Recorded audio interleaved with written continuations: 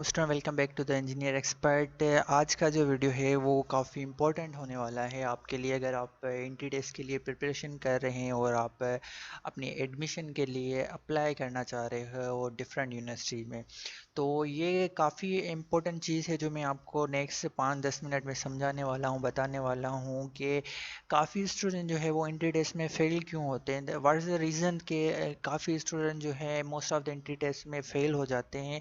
आप ऐसे समझ लें कि 100 में से 80% जो या 70% जो टेस्ट देते हैं वो फेल होते हैं। तो उसके रीज़न्स क्या हैं? तो उसके रीज़न्स काफ़ी हैं, जो कि इम्पोर्टेंट रीज़न्स जो हैं वो ये है 5 रीज़न जो कि फेलियर के रीज़न बनता है। तो आज के वीडियो में मैं आपको बताऊंगा कि वो कौन से रीज़न्स है जिसकी वजह से आप टेस्ट में फेल होते हो, और आपको ये रीज़न्स जो है इसको अवॉइड करना है और इन चीज़ों पे वर्क करना है और इनको अवॉइड करना है अपने प्रिपरेशन में और अपने जो टाइम है इसमें अवॉइड करना है, ताकि आप जो है एंट्री टेस्ट पास करें और ना सिर्फ पास करें बल्कि आप अच्छे मार्क्स भी हासिल करें। तो स्टार्ट करते हैं। सबसे पहले जो रीज़न है हमारा वो है इररिलेवेंट प्रिपरेशन। तो मोस्ट ऑफ द स्टूडेंट जो करते हैं वो जो प्रिपरेशन करते हैं वो रिलेवेंट नहीं होती है। अब इसका मतलब ये है कि टेस्ट में जो पूछा जाता है आप वो चीज़ें पढ़ते ही नहीं हो, तो आपकी जो टेस्ट होती है उसमें रिज़ल्ट आपका फेलियर ही आता है, क्योंकि आपने वो चीज़ पढ़ी ही नहीं है जो टेस्ट में पूछी जाती है। अब इसके भी दो रीज़न हो सकते हैं। या तो आपको जो है टेस्ट का जो सिलेबस है आपने सही से नहीं पढ़ा, जो टेस्ट आपसे पूछी जा रही है वो उस हिसाब से नहीं पढ़ा। लेट सपोज करें कि आप एक नर्स की टेस्ट दे रहे हो, जीआईके की टेस्ट दे रहे हो, तो उसकी डिफ़िकल्टी लेवल बहुत हाई होती है। तो और आप जो है प्रिपरेशन कर रहे हो जो है मीडियम या एवरेज, तो डेफिनेटली आपकी जो है चांसेस ऑफ फेलियर ज़्यादा हो जाते हैं। और एक और चीज़ है जो कि आपका फेलियर बनती है, वो ये बनती है कि वहाँ पे आपसे पूछा जाता है सेट के क्वेश्चन और आप पढ़ रहे हो कॉनिक सेक्शन, तो ये भी इररिलेवेंट हो गई। तो आपको वो चीज़ें पढ़नी है जो टेस्ट में आती है, पूछी जाती है।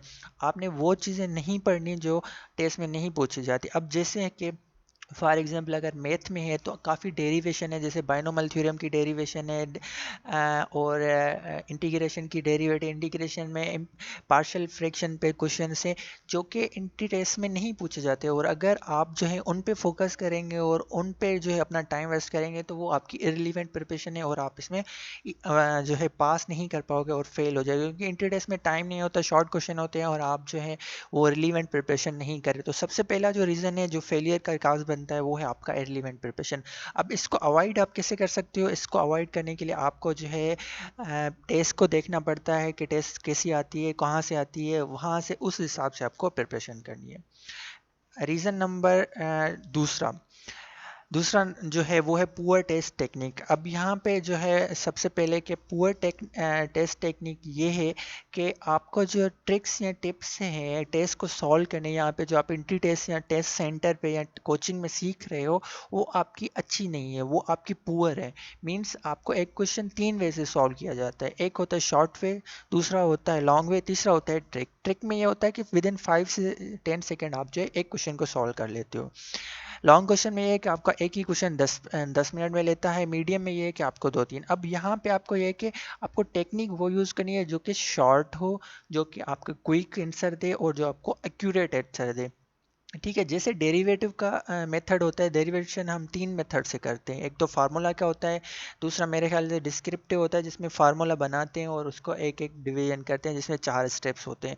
ठीक है, तो आपने क्या करना है, आपने सिर्फ जो है बेसिक ट्रिक्स या आप ऐसे समझ लें फार्मूला याद करें जिसमें आपको क्विकली आंसर मिले।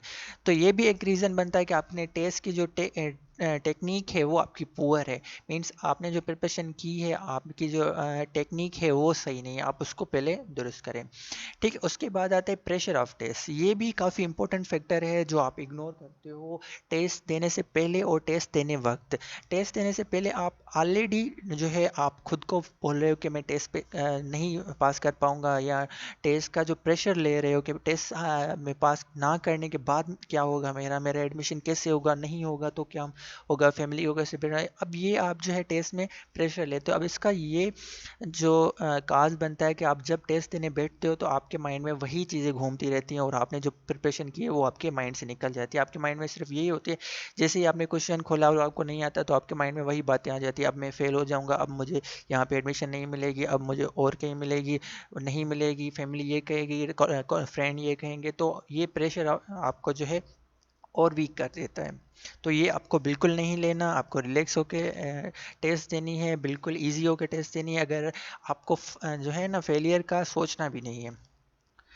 नंबर 4 है poor revision and weak understanding of subject itself. सबसे ये है कि आपको रिवीजन लाजमी करनी है। ऐसे नहीं एक टॉपिक समझ के उस पर क्वेश्चन करके आपने उसको छोड़ देना है और लास्ट में जाके जो है एंट्री टेस्ट के टाइम आपको पढ़ना है, जो कि रात को पढ़ते हैं मोस्टली। तो ऐसे नहीं है, आपको बार बार रिवीजन करनी है हर टॉपिक की, हर चैप्टर की, हर सब्जेक्ट की। एटलीस्ट आपको बार बार रिवीजन करनी है, जो आपने पढ़ा है, जितना भी पढ़ा है उसकी रिवीजन लाजमी करनी है, ताकि जहाँ उसमें से अगर क्वेश्चन आए तो वो आपके हाथ से छूटे ना। उसके बाद weak understanding of subject itself. अब ये है कि आपको सब्जेक्ट का कॉन्सेप्ट होना चाहिए। ऐसे नहीं कि आप रट्टा मार रहे हो, तुक्के मार रहे हो, या आपने एमसीक्यूज पास्ट क्वेश्चन पेपर रट लिए तो आपने बोला कि बस अब यहीं से क्वेश्चन आएंगे, आपने एमसीक्यू याद कर लिए कैसे होता है, इसका बी होगा, इसका डी होगा। ऐसे नहीं होता। आपने सब्जेक्ट की नॉलेज होनी चाहिए, अंडरस्टैंडिंग होनी चाहिए। तो उस इससे ये फ़ायदा होगा कि अगर वो किसी भी एंगल से क्वेश्चन पूछेगा आपको आ जाएगा।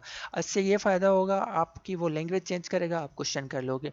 इससे ये होगा अगर चैप्टर आपका क्लियर है उसमें से अगर 100 क्वेश्चन भी निकाल ले आपको आ जाएगा। तो आपको सब्जेक्ट को भी अच्छे से पढ़ना है और आपको बार बार रिवीजन करना है। लास्ट जो है हमारा वो है improper time use in test. अब जो है टेस्ट के टाइम जो है ना आप जो है इम्प्रॉपर टाइम यूज़ करते हो। फॉर एग्जांपल अगर आप टेस्ट दे रहे हो और आपको एक जो है लेंदी क्वेश्चन मिल गया, लेंदी मीन्स जो कि 2-3 मिनट आपका टाइम कंज्यूम कर रहा है, तो आपने क्या करना है, फिलहाल के लिए उसको छोड़ देना है और जो इजी क्वेश्चन है जो सेकंड्स में सॉल्व हो रहे हैं आपको सारे वो अटेम्प्ट करने हैं। इससे फ़ायदा ये होगा कि आपका टाइम बचेगा। अगर आप लेंदी क्वेश्चन पे या डिफ़िकल्ट क्वेश्चन पे ज़्यादा टाइम दोगे और आप 5-10 मिनट उस पर वेस्ट कर लोगे तो एंड में आपका टाइम कम बचेगा और जो है आप प्रेशराइज ज़्यादा हो जाएगी और आपके माइंड में ये होगा मेरे इतने क्वेश्चन बच रहे हैं, टाइम नहीं है। तो सबसे पहले आपको इजी क्वेश्चन कर लेंगे तो इससे फ़ायदा आपको ये होगा कि आपके माइंड में होगा मैंने 30 क्वेश्चन कर लिए हैं। तो एक माइंड होता है नेगेटिव, एक होता है पॉजिटिव। जब आप पॉजिटिव माइंड सेट के साथ जाओगे तो आप लाजमी है सक्सेसफुल बनोगे। अब नेगेटिव के साथ जाओगे, एक होता है कि आप ये सोचो कि मेरे 30 क्वेश्चन हो गए, एक ये होता है कि आपके 30 क्वेश्चन रहते हैं, 60 क्वेश्चन रहते हैं। तो ये माइंड चेंज आपको सेट करना है और आपको प्रॉपर वे से आपको अपना टाइम यूज़ करना है टेस्ट में। तो ये कुछ रीज़न थे जिस वजह से मोस्ट ऑफ द स्टूडेंट जो है हाइपर हो जाते हैं और प्रेशराइज हो जाते हैं और जो है आपके जो टेस्ट के जो है वो जो है सही से अटेम्प्ट नहीं करते और वो फेल हो जाते हैं। तो आपको ये चीज़ अवॉइड करनी है।